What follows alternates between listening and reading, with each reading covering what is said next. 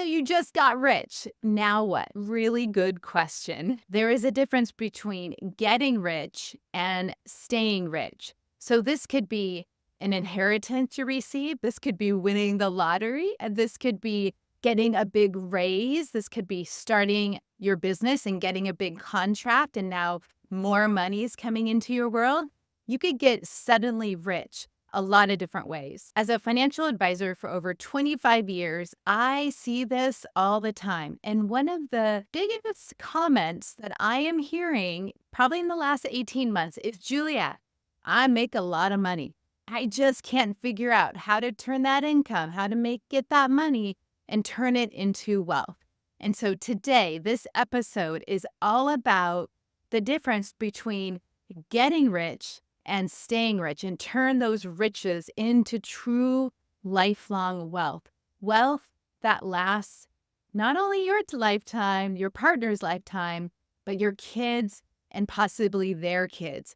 Hardly does money left to the next generation make it to the third generation. So most high-income earners realize way too late that they should have been doing things earlier on, making that good money. You see, habits, wealthy habits, mindsets of the wealthy need to be in place early on to increase your chances of success in building true financial independence. More than 1/3 of those annually earning more than $200,000, so quite a bit amount of money, feel like they are living paycheck to paycheck. But I've seen this with people that are making $70,000. And here's the other thing. I have also seen this with people making $700,000, $1 million a year.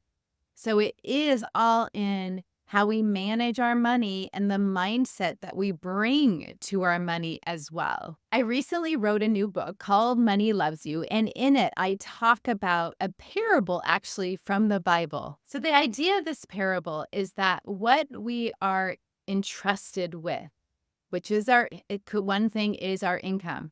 So if you're responsible with a little, you'll be responsible with more. If you're not responsible with a little, you're definitely not going to be responsible with more. So the idea is, if you can instill healthy money habits when you learn about them as soon as possible, it's never too late or too early to start these great money habits. Being responsible with money is important at any level of income and wealth that you have. And here's the other thing. The more responsible you are with your money at the beginning stages and when you're just building your wealth, the more that will magnify as you build more wealth. And that will actually be the attraction for manifesting more, because you are responsible. And I have just seen this over and over in my clients' life. You're responsible with a little, you could be responsible with a lot. And man, that just helps you build that snowball of wealth. So where do people get this wrong? I have seen, number one, if they suddenly get a big raise or they change jobs and now they're making way more, or it could be a new business that's very successful, or an inheritance, any way of getting more money, the number one thing I see people do is go spend that money quickly. So they upgrade their home, they buy a new car, they go on vacations, they do all the things that they wish they could have done before getting all this money. And I'm not saying that that's bad, but if there's not a plan for your money, that's where the money will slip right through your fingers, because you'll never get caught up. You'll be in this rat race of more without having a solid foundation. So if you have sudden wealth, I would highly encourage you to get with a financial advisor, create a financial plan, and put some intentions and boundaries in place for your money. So you want to ensure that you're paying your future self. You're building financial independence for you and your family and your legacy, if that's important to you. So you want to make sure, yay, we think money is going to be around for a while, but anything can change in an instant. And so really being able to be responsible and create a plan for your money is really important. before you increase your lifestyle, before you go make bigger purchases. And as you get raises, as your business increases, one thing that I did is I made sure that I had the money that I wanted to reinvest back in my business in cash, meaning I didn't want to go into debt building my business. I always wanted to not increase my salary until I knew that I had reinvested the profits to get to a goal, to hire someone, to reinvest. To me, those things were important. So I wouldn't go into debt and have more risk as I was building my business.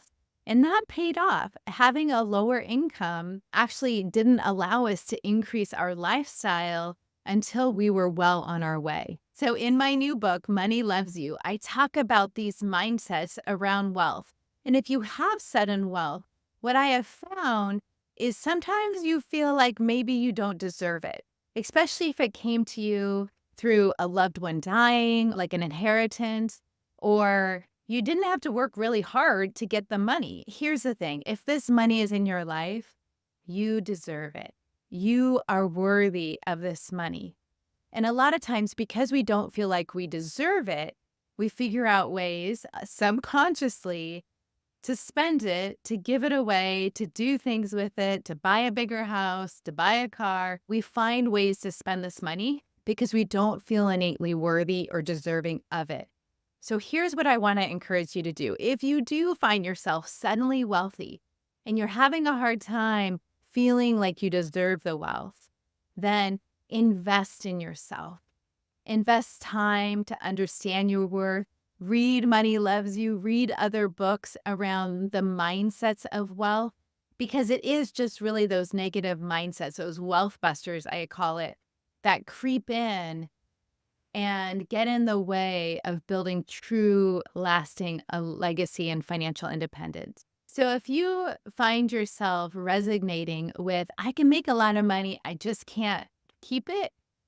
Again, this is a wealth buster. So I really encourage you to read my book. You can also download my free guide, 31 Hidden Wealth Busters, and the process to go through to turn these wealth busters into positive wealth beliefs, that you are capable of turning that income, turning that money into true wealth. And it begins with having a plan. And it's so important to have a financial plan in place, even if you don't have a ton of money. We have a great program called Inspired Wealth, and it actually will help you regardless of how many assets you have. You know, a lot of financial advisors, you need $1 million to open an account and work with them. But on our Inspired Wealth program, you can work with a financial coach, a qualified licensed financial advisor, and we are going to guide you through setting up your own financial plan. And then we're going to meet with you every 90 days to ensure that your financial priorities stay priority.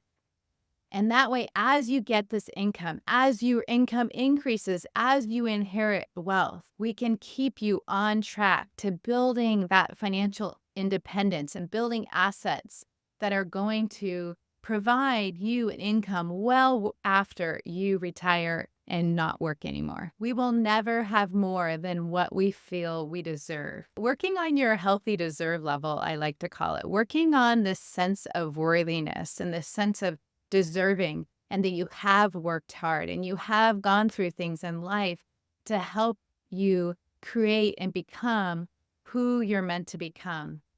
And money magnifies that. Money magnifies who you are. So the more that you can invest in yourself, because you should be your first and best investment, the more you can do that, the more you can be a good steward of your wealth.